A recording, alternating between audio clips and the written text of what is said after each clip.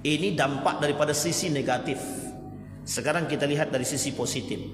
Mengapa Allah selalu mengatakan wala taqata'u, jangan saling memutuskan silaturahim? Kenapa? Ada alasan, ada. Satu, kata Nabi membiasakan begini. Ketika orang tua kita meninggal, maka anak hendaknya teruslah menyambung silaturahim dengan sahabat-sahabat orang tua kita. Apa alasannya? Membangun komunikasi yang baik. Jika satu saat kita punya masalah, datanglah kepada mereka sebagai wasilah yang Allah berikan. Satu. Yang kedua, kalau kita menyambung silaturahim dengan orang, kira-kira Allah mudahkan atau tidak urusan kita? Allah mudahkan, Pak. Allah mudahkan urusan kita.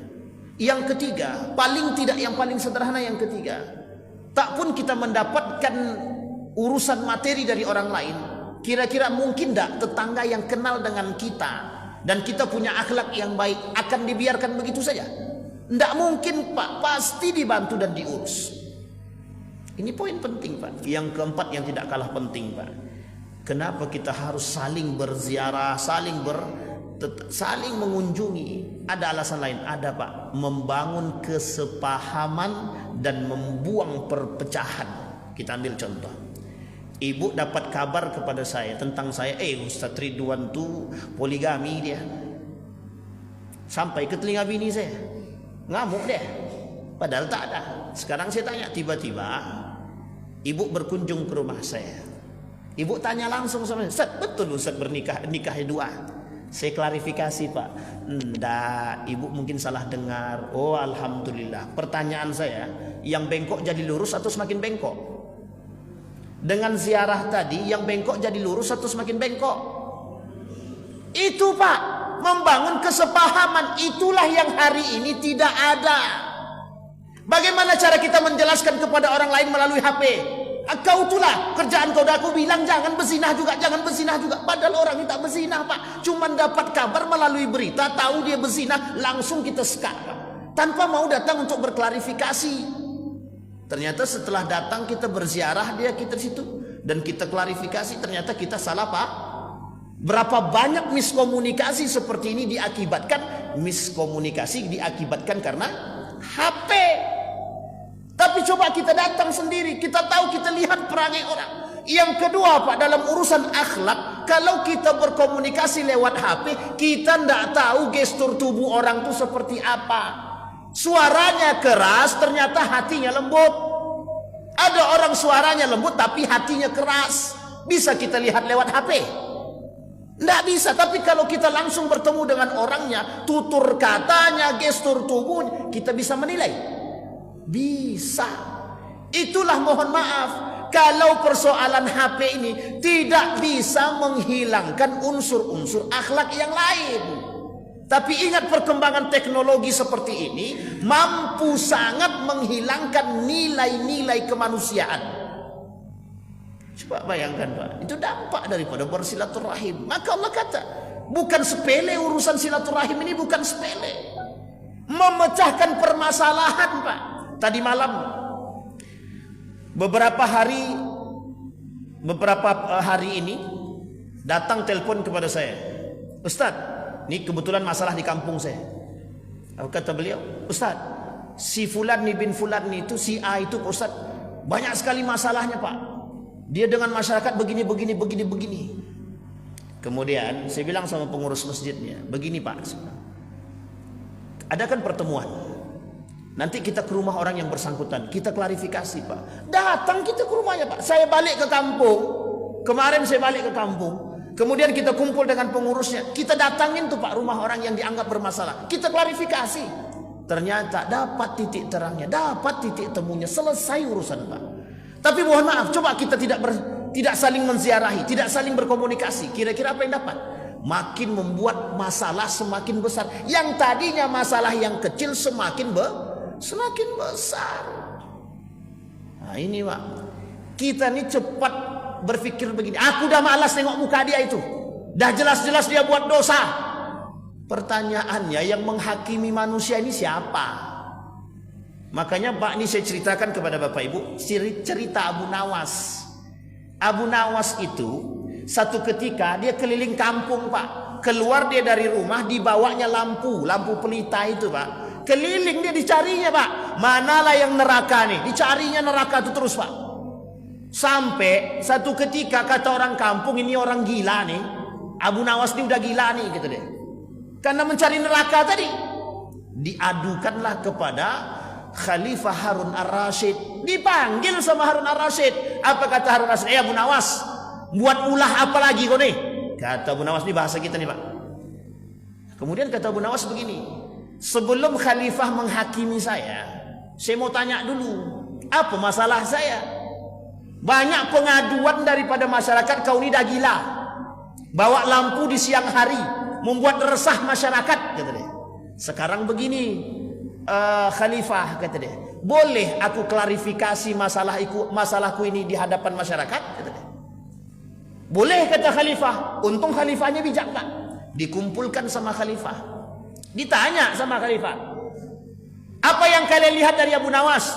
Kata masyarakat, dia gila, bawa strongking kemana-mana. Anggaplah pelit strongking ya, kemana-mana.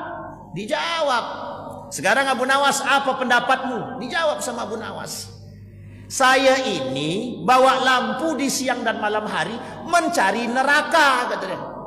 Langsung seketika itu spontan Khalifah Harun Ar-Rasyid mengatakan, kau ini betul-betul gila. Masyarakat setuju. Dengan santai Abu Nawas bilang begini, entar dulu, boleh saya tanya, katanya. Boleh, silakan, dikasih izin sama Khalifah. Saya heran dengan kalian. Sedikit-sedikit kalian kata manusia yang salah penghuni neraka.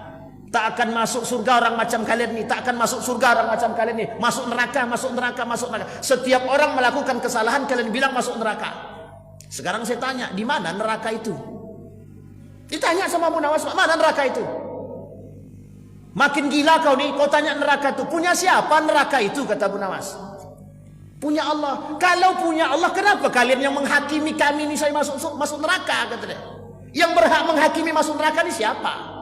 Dijawab begitu, ditanya begitu sama masyarakat, diam semua. Khalifah Harun Ar-Rasyid yang tadinya wajahnya memerah berubah tertawa. Apa kata Harun Ar-Rasyid? Masuk akal, kata dia. Tahu Bapak Ibu cerita ini? Diceritakan oleh Abu Nawas sendiri, Pak. Diceritakan. Satu ketika Bapak Ibu, kita tidak bisa menghakimi seseorang itu apakah neraka atau surga. Itu bukan haknya kita. Ini yang disebut, Pak, di dalam Al-Quran. Yang berhak mengharamkan dan menghalalkan secara utuh hukum itu adalah Allah, bukan manusia. Manusia berikhtiar dengan berbagai macam cara melakukan perbuatan yang sesuai dengan aturan. Disinilah poin pentingnya, Pak. Maka jangan salah menghakimi seseorang itu, tidak bisa. Nah, kata Abu Nawas begitu dengan santai. Abu Nawas, kalian mengatakan aku masuk neraka, memang neraka itu punya kalian? Dia ditanya begitu, diam semua. Artinya apa? Coba bayangkan, masalah yang sekian banyak rusuh, masyarakat rusuh, semua menjadi masalah ketika diklarifikasi oleh seorang khalifah yang tadinya masalah itu sudah mulai begitu resah menjadi adem kembali.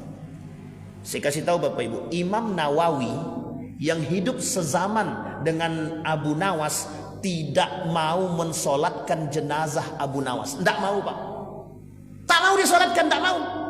Satu ketika Imam Nawawi datang ke jenazah di situ, tak sengaja ketika ingin membuka pakaian itu nampak di saku dia ada kertas. Diambillah kertas tadi, dibaca sama Imam Nawawi.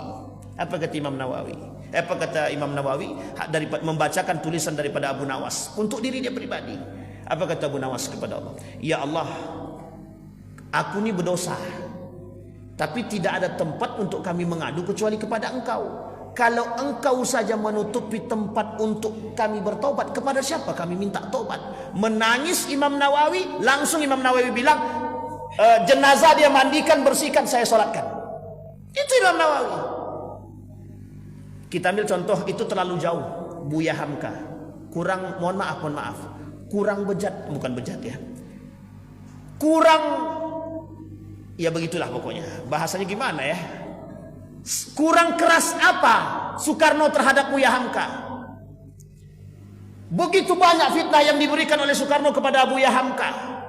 Dianggap sebagai pemberontak, dianggap sebagai ABCD. Apa jawaban Buya Hamka? Ketika meninggal Soekarno, apa jawaban Buya Hamka? Diminta untuk mensolatkan. Saya solatkan. Bapak Ibu mau tahu ruangan Buya Hamka itu yang disampaikan dalam sekian banyak literatur sejarah itu cukup untuk badan dia saja, bergerak pun susah. Kencing di situ, makan di situ, berak di situ. Bayangkanlah. Begitulah Pak, diberikan oleh Soekarno tempat yang sempit sesempitnya. Pertanyaannya, sebenci apakah Soekarno kepada Buya Hamka? Pertanyaannya, apa yang dilakukan oleh Buya Hamka? Meninggal Soekarno, siapa yang sholatkan? Buya Hamka. Kita mengambil contoh ini untuk hal yang saat ini Pak. Mohon maaf Pak ya. Saat ini kondisi kita nih Pak. Kalau umat muslim hari ini saling mencaci, saling memaki, sampai kapanpun kita tidak akan menemukan titik terang peradaban Islam. Tidak akan ketemu. Kita tak akan menemukan titik perdamaian. Tidak akan. Sampai kapanpun tidak akan. Karena setiap orang di antara kita menganggap kita ini benar. Kapan ada titik klarifikasi? Coba duduk bersama. Duduk bersama. Ada yang memediasi. Duduk. Masjid sono berkelahi dengan masjid sini. Cari tukang mediasi. Bawa pengurus masjid sana. Bawa pengurus masjid sini. Duduk bareng. Temu titiknya Pak. Oh begitu. Selesai masalah Pak. Makanya Bapak Ibu sekalian yang berbahagia, ada satu pernyataan yang sangat unik itu. Pernyataannya begini. Bersilaturahim itu menyelesaikan ribuan masalah. Datang, ini mohon maaf ya Pak ya, Bapak Ibu punya ada orang yang tidak kita sukai, kita bencilah. Satu ketika orang yang kita benci tadi datang ke rumah kita sambil tersenyum dan berkata, "Wan, minta maaf betul ya. Kira-kira luluh ndak hati Bapak Ibu?" Kurang apa Pak? Atau ya, dia yang punya masalah dengan kita datang ke rumah dia. Tak usah minta maaf lagi, kita datang aja ke rumah dia. Apa yang dia akan disampaikan? Aku udah punya dosa sama kau, kau pula yang datang ke rumah aku. Kira-kira kalau dia punya iman dan akhlak, malu apa tidak? Nabi begitu Pak. Itu yang dilakukan Nabi. Dan ini cerita nyata. Ada seorang pemuda yang membenci seorang RW sebenci-bencinya. Sampai tidak mau melihat muka RW itu Pak. Ketika dia sakit, RW ini yang datang ke rumah dia Pak. Mendoakan, ya Allah sembuhkanlah penyakit. Apa kata dia? Menangis sejadi-jadinya Pak. Aku minta maaf, selama ini aku punya banyak dosa. Ternyata ketika aku sakit cuman engkau yang aku benci pula yang datang. Kan sama dengan cerita baginda Nabi Muhammad SAW. Seorang Yahudi yang membenci, ketika Nabi meninggal, dan Nabi sering menyuapkan dia ketika dia masih hidup. Satu ketika Nabi meninggal, Abu Bakar yang menyuapkan. Apa kata dia? Mana orang yang biasa menyuapkan aku sudah meninggal? Siapa dia? Muhammad yang selama ini kau benci, kata Abu Bakar. Menangis dan bersyahadat di hadapan Allah. Artinya apa? Silaturahim kunci Pak. Silaturahim itu kunci. Nah, terlepas daripada perkataan baginda Nabi dalam hadisnya, kata Nabi, orang yang bersilaturahim itu memperluas rezeki. Sebenarnya kalau kita katakan memperluas rezeki, itu memang banyak tafsirannya Pak. Satu, bisa membuat, paling tidak kalau kita rajin bersilaturahim, misal Bapak Ibu punya hutang, tapi karena rajin bersilaturahim mesti ada solusi. Tidak dari si A, si B, si C, si D, mesti ada solusi yang Allah berikan. Itulah dampak daripada silaturahim. Tapi kalau kita tak pernah silaturahim, stres boleh memikirkan hutang itu Pak. Tidak akan ada yang mau datang untuk kita Pak. Meminta kepada Allah, minta bagus. Tapi kita tak punya hubungan yang baik dengan manusia, bagaimana orang mau bantu? Tapi ketika kita punya masalah, anggaplah hutang saja. Tapi karena kita baik dengan orang, saling bersilaturahim. Ditanya tiba-tiba, tak sengaja kita sampai ke rumah yang ke-10 misalkan. Ada masalah apa? Aku punya hutang begini-begini. Dah, tenang. Berapa kau butuh duit? Ya Rab, begitulah mulianya silaturahim. Itu rezeki yang Allah maksud. Artinya apa? Apapun bisa Allah datangkan melalui jalur silaturahim. Bisa dipahami Bapak Ibu? Artinya Bapak Ibu sekalian yang berbahagia, dampak positifnya besar, dampak negatifnya besar. Artinya kita tinggalkan yang negatif itu, kita ambil yang positif. Jangan sesekali meremehkan hubungan masyarakat, dan jangan sesekali memutuskan silaturahim. Karena orang yang memutuskan silaturahim, mereka telah memutuskan rezeki yang Allah berikan. Mudah-mudahan bermanfaat bagi kita semua.